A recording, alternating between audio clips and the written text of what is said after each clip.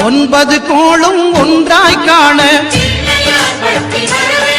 அங்கு கற்பகம் என்னும் கடவுளின் மெய்யில்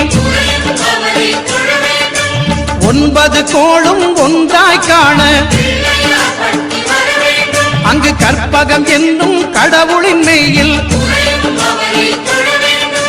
சூரியன் முதலாய் 9 கிரகமும் பலவித குணங்களை கொண்டிருக்கும் எங்கள் கற்பக தருவில் அவை வரும்போது ஒன்றாய் சேர்ந்து பலனளிக்கும்.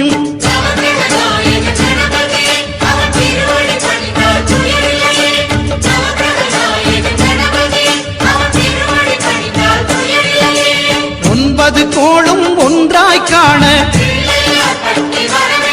அங்கு கற்பகம் என்னும் கடவுளின் மெய்யில்